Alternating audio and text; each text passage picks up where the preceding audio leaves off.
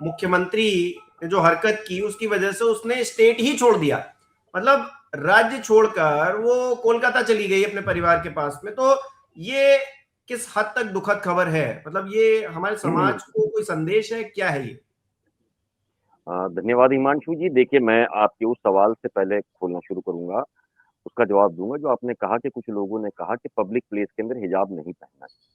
देखिए, कुछ लोग मिशनरीज कमेंट भी की कर रहे हैं स्कूल्स ये चीज। होती है, मिशनरीज की स्कूल्स होती है, वहाँ कुछ ऐसे नन्स होते हैं जो मदर के रूप में या टीचर के रूप में काम करती है। आप देखें, उसके अंदर वो हिजाब के साथ अपने स्कूल्स में रहती है। अगर हम नॉर्थ का कल्चर देखें, अगर शहरों की बात छोड़ दें, अगर हम पूरे नॉर्थ इंडिया का कल्चर देखें, तो वहाँ चेहरा जो ढाकना है वो एक हमारी परंपरा रही।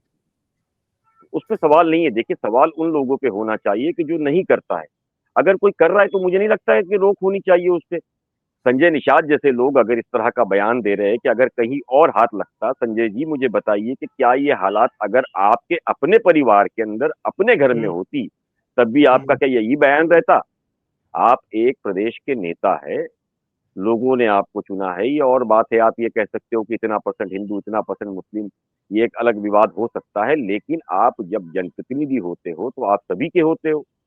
तो ये हम्म। जो टिप्पणी आपने की है, तो ये साफ संकेत दे रहा है कि आप इन सारी चीजों के अंदर अब एक राजनीति कर रहे हैं। क्योंकि जिस तरीके से पिछले कई दिनों से बिहार के अंदर नीतीश कुमार की तबीयत को लेकर के बीजेपी मामला खड़ा कर रही थी, तो अब इस खेल के बाद में एक नए विवाद को लेकर के एक राजनीति की जाती है इस चीज को लेकर के कि और बदनामी हो और नीतीश जी को सीएम पर छोड़ना पड़े।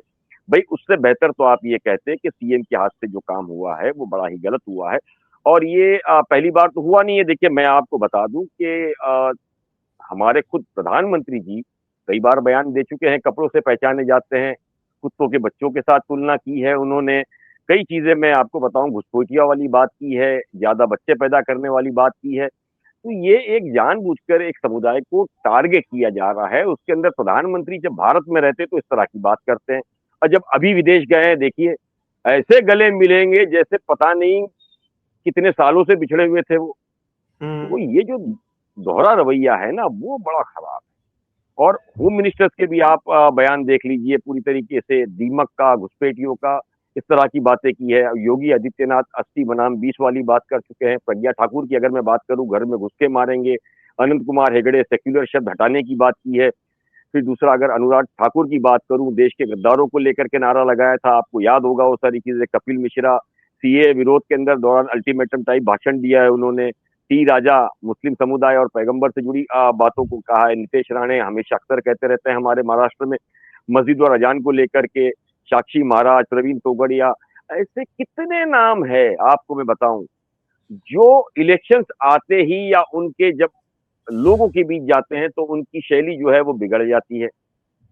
और जब वो यहाँ से बाहर जाते हैं तो वो इस तरह बात करते हैं कि मुझे पता ही नहीं लगता कि क्या है क्या नहीं। आप देखिए कि मई के अंदर जिस तरीके से ऑपरेशन सिंदूर हुआ था, उसके बाद में एक टीम जो है डेलीगेशन भेजा गया था, तो वहां हम्म। जाकर के तो मुसलमानों को सबसे बड़ा हमदर्द बता रहे थे, वो हमदर्द हम्म। बन गए थे। तो आप ये जो चीजें कर रहे हैं, आप मुझे बताइए समाज में क्या मैसेज दे रहे हैं? जिस बॉलीवुड को लेकर के हमेशा चिल्ला पुकार कर रही थी, आज एक राखी सावंत जैसी लेडी जो है वो सामने आई, बाकी पूरा बॉलीवुड खामोश है। आप फिल्में हम्म। बनाते हो तो मुसलमानों के और एक समुदाय के विरुद्ध बनाते हो। आप 400 पार का नारा देते हो तो कुछ समुदाय को किस तरीके से निकाल के बाहर फेंकना है उसके लिए देते हो। तो ये जो रवैया है आप जानबूझकर करते हो। अगर सीएम ने किया है तो सीएम तो ठीक है, हमारे पीएम और होम मिनिस्टर ये चीजें कर चुके हैं। तो इस तरह की जो चीजें हैं जिसको लेकर समाज में सिर्फ एक नफरत फैलाने की बात की जा रही है। अगर मैं महाराष्ट्र की बात करूं या दिल्ली की बात करूं, आप आज मुसलमान देख के नौकरी नहीं देते हो, आप मुसलमान देख के घर नहीं देते हो, आप मुसलमान देख करके पास पड़ोस में खड़ा रहना नहीं चाहते हो। अगर कोई शक के आधार पर लिंचिंग कर लेते हो, तो इस तरह के मामले 2014 के बाद बढ़ते जा रहे हैं। ये देश के लिए बहुत बड़ा खतरा है। आप एक चीज को समझ लीजिए कि प्रधानमंत्री से लेकर मुख्यमंत्री तक का जो पद है बहुत बड़ा पद है, गरिमा वाला पद है। अगर इनके जैसे लोग इस तरह की चीजें करेंगे तो समाज में क्या मैसेज जाएगा? आप उसको रुकाने की जगह राजनीति करते हैं, उसके अंदर ये आप मैसेज देने की कोशिश करते हो कि कहीं और हाथ लगाते। भाई, अगर ये आपके ही अपने घरों में होता तो आप तो सड़कों पे नहीं, रहते मैंने अब वो तक। बात उठाई, इकबाल जी बिल्कुल सही बात है। जब अपने घर पे बात आएगी तब शायद वैसा बयान नहीं देंगे, लेकिन क्योंकि बात दूसरे की है और राजनीति की है तो ऐसी बातें की जा रही। नावेद जी, मुख्यमंत्री जी की क्या तबीयत सच में इतनी खराब हो गई है कि इस तरह की वो हरकतें लगातार करते जा रहे हैं? ऐसा नहीं है कि चुनाव से पहले कर रहे थे, अब चुनाव के बाद भी वही कर रहे हैं। मतलब वो सिलसिला टूटा नहीं है, अभी भी जारी है। और इसे राजनीति से जोड़ने के बजाय स्वास्थ्य से जोड़ना ज्यादा सही रहेगा। आपको क्या लगता है? जी, बिल्कुल हिमांशु भाई, आपने ठीक कहा। और कुछ आम बातें हैं, आप, हम और पूरा देश समझता है। ये देश भावना प्रधान देश है। अ, ये देश आस्थाओं का देश है। आस्थाओं, प्रतीकों का देश है, धार्मिक प्रतीकों का देश है। और सब लोग जानते हैं और हम सब सम्मान करते हैं एक दूसरे के धर्म और उनसे जुड़े प्रतीक, एक दूसरे की आस्था का सम्मान एक दूसरे करते हैं, तभी ये देश चल रहा है। अलग अलग परंपराएं, अलग अलग धर्म, अलग अलग संस्कृतियां, अलग अलग आस्था। हमारे हिंदू भाइयों में एक शिखा होती है, छोटी सी चुटिया, उसका धर्म के सम्मान से जोड़ा जाता है उसका। और उसका बड़ा पवित्र महत्व है, उसके लॉजिक्स हैं। हमारे सरदार भाइयों के पग होता है, पगड़ी, उसका भी बड़ा धार्मिक महत्व है और इसका सब सम्मान करते हैं। चाहे शिखा हो किसी हिंदू भाई के सिर पे, चाहे किसी सरदार भाई के सिर पे पगड़ी हो, चाहे किसी हिंदू चाहे किसी मुस्लिम महिला के नकाब हो। इसका ये कितना संवेदनशील होता है, इसकी क्या पवित्रता होती है, कितना इसको अपनाने वाला धार्मिक व्यक्ति कितना इसका सम्मान करता है, कितनी इससे भावनाएं जुड़ी हुई है। ये कोई बुद्धिजीवियों का विषय नहीं है, ये बच्चा बच्चा जानता है, ये कम पढ़ा लिखा इंसान भी जानता है, ये उत्तर प्रदेश का निवासी भी जानता है, बिहार का भी, पश्चिम बंगाल का भी, उड़ीसा का भी, और जम्मू कश्मीर से लेकर कन्याकुमारी तक एक एक बच्चा ये जानता है कि धार्मिक कुछ भावनाएं होती हैं, उससे जुड़े कुछ प्रतीक होते हैं और हम एक दूसरे का उससे सम्मान करते हैं, उस पर प्रश्न नहीं उठाते।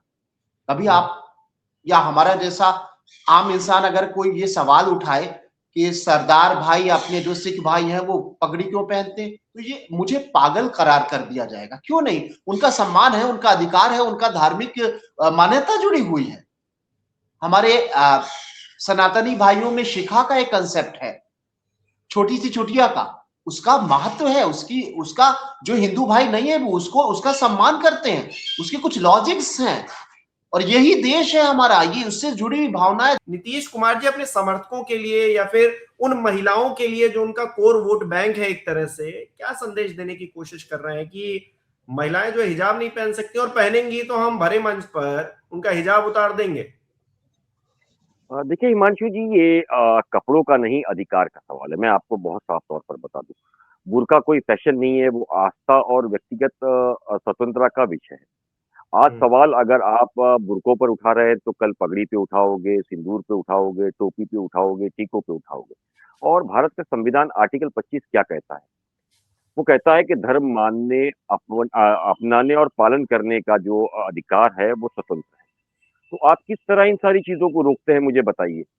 आप जिस तरीके से ये बिहेव कर रहे हैं, महिलाओं की आजादियों का पैमाना तय करने की अगर कोई बात कर रहा है, कोई ये तय करेगा कि बुर्का पहनना चाहिए, कोई ये शॉर्ट पहनना चाहिए, शॉर्ट चॉइस होती है, तो भाई ये अधिकार, चॉइस कौन तय करेगा? ये समाज में जिसको पहनना है वो तय करेगा। हम और आप तो तय नहीं करेंगे कि हमको क्या अच्छा लगता है और किसको क्या पहनना चाहिए। हर धर्म की एक अलग पहचान है हिमांशु जी, और उसको चाहिए कि जैसे सिख, नावेद जी ने बताया कि सिख जो है वो पगड़ी पहनते हैं, हिंदू सिंदूर लगाते हैं, तो ईसाई क्रॉस पहनते हैं। और नंस का जैसे मैंने आपको बताया कि वो अपने पूरे वेशभूषण के लिए ढकी हुई होती है। तो वो उनकी अपनी एक स्वतंत्रता है, अपनी एक पहचान है, जिसको लेकर के मुझे लगता है कि ये जो बहस चल रही है, ये बेमायनी है। असली मुद्दों को ध्यान से भटकाना है। इसमें क्या है कि देश के अंदर जिस तरीके से बेरोजगारी का मामला चल रहा है, महंगाई हो गई, शिक्षा हो गई, स्वास्थ्य हो गई, जैसे ऐसे पूरे मामले को लेकर के आप भटका रहे हो कि लोग जो है उस तरफ हमसे सवाल ही ना करे, ये बहस ही ना हो कि क्या है इसके लिए। कभी प्रधानमंत्री, कभी होम मिनिस्टर, कभी कोई मंत्री कपड़ों पे या अलग अलग तरीके से पहचान की बात करता है। भाई आज शिक्षा, रोजगार और ऐसे कई क्षेत्र है जहां लड़कियां बुर्के पहनकर बहुत बड़े बड़े काम कर रही है। वो तो रोक नहीं रही है ना, उनके उनको जो अच्छा लगता है, जिस तरह बेहतर लगता है, वो अपने हिसाब से काम कर रही है। और ऐसा नहीं है कि भारत के अंदर, भारत के बाहर भी आप देखिए, यूके के अंदर देख लीजिए, अमेरिका के अंदर देख लीजिए, बहुत आजादी के साथ वो काम करती है, उससे कोई वो रोकता नहीं है सारी चीजों को लेकर के। हिजाब पहनो तो सरकारी नौकरी ना करो। अब इसका इसका इसका क्या नहीं मतलब, ये कोई नहीं नहीं, देश होने हिमांशु से जी, कोई वो कानून मनोज तो जी है को जो नहीं है कि ना, आप ये नहीं पहनेंगे वो नहीं नहीं, पहनेंगे। कानून बात ये बिल्कुल है है, कानून कि देखिए इस ऐसा तरह के है जो कि इस आप तरह के जो लोग हैं, संविधान को सोच पढ़िए। होंगे, मनोज क्या जी को कहें। शायद है ना ये पता नहीं होगा, उन्होंने संविधान आर्टिकल 25 नहीं पढ़ा है, उन्हें लगता है पढ़ना चाहिए, मुझे ऐसा लगता है। हम्म। और अगर वो पढ़ लेंगे तो बहुत साफ हो जाएंगे। तो क्या मतलब आप चाहते हैं कि कोई किस देश के अंदर लड़कियां निकले, वो आप तय करोगे? मनोज जी हम्म। हम तय करेंगे? बिल्कुल नहीं तय करेंगे। जैसे शाहान परवेज साहब ने कहा ना, लक्ष्मण जी की पूरी दास्तान जो बताई, मैं आपको बता दूं, इस्लाम के अंदर कुरान ये फरमाता है कि मुसलमानों, और खास करके मैं ये मर्दों की बात करता हूँ, अपनी निगाहों को नीची रखो। तो ये हम्म। पर्दा जो है सिर्फ औरत के लिए नहीं नहीं नहीं है, नहीं, हर सम्मान किसी तो के लिए। हर और धर्म में, और नहीं नहीं नहीं, दूसरी बात महिला मैं बताऊं, सम्मान की देखिए, बात तो अगर हर धर्म में की गई है, इस बात से तो इनकार करना ही हिमांशु नहीं जी, है। हिमांशु जी, हाँ। एक बहुत सिंपल सी बात है कि अगर मेरी आस्था से आपको असुविधाएं होती है ना, तो हम्म। समस्या मेरी आस्था की नहीं, वो आपकी हम्म। सहनशीलता की है। तो अब हम्म। किसको क्या पहनना क्या नहीं वो सरकार तय करे, किसको क्या खाना वो सरकार तय करे। अब मतलब सरकार सारी चीजों को तय करेगी, संविधान का मतलब कोई अर्थ ही नहीं है इसके अंदर। जो संविधान बनाया गया उसको मतलब आप मानते ही नहीं, आप मनुस्मृति से सारी चीजें चलाओगे हमारी तरफ। तो सर ये जो चीजें है ना, ये बिल्कुल गलत है। अच्छा, और आपने इस सहनशीलता तरीके वाला से जिक्र किया, इकबाल जी, नावेद जी से क्योंकि उनकी बात रह गई थी। नावेद जी, देखिए एक दर्शक है वो ये भी लिख रहे हैं कि नुसरत जी को उसी वक्त जो है जोरदार थप्पड़ मार देना चाहिए था। मतलब अगर उनको लग रहा था कि उनके साथ बदसलूकी हुई है तो उनको उस चीज को सहन नहीं करना चाहिए था, उसको जवाब देना चाहिए था। आपको लग रहा है सीएम सामने ऐसा करे और कोई महिला जो है इस तरह से उसको रिवर्ट कर सकती थी? नहीं, हिंसा को तो कोई भी बेहतर नहीं होगी जो कोई जवाब हिंसा से देना, क्योंकि ये गांधी का देश है, ये बुद्ध का देश है। यहाँ पर हम प्रतिकार किसी हिंसा से करें, ये ठीक नहीं होगा। हाँ, ये जरूर है कि उस महिला ने जो जवाब दिया है वो इस रूप में दिया है कि जिस प्रदेश का मुखिया इस तरह की हरकत करता है उस प्रदेश में मैं नौकरी नहीं करूंगी। तो मैं समझता हूँ इससे बेहतर जवाब क्या हो सकता है। कि उनका फैसला जो है ये प्रतिकार ही है। मैं जो बात कह रहा था वो बात कट गई थी। ये बड़ा संवेदनशील मामला है, ये बात आपने बिल्कुल सही कही कि इसको केवल धर्म के साँचे में नहीं ढाला जाए। ये महिला सम्मान का विषय है और महिलाओं के सम्मान से देखा जाए तो महिलाओं के सम्मान से भी हम जब हम इसको देखते हैं तो ये बड़ा संवेदनशील मामला है।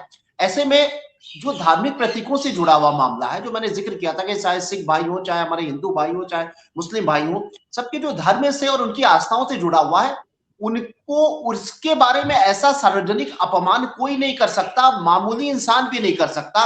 और सबको समझ है कि कितना ये संवेदनशील मामला होता है।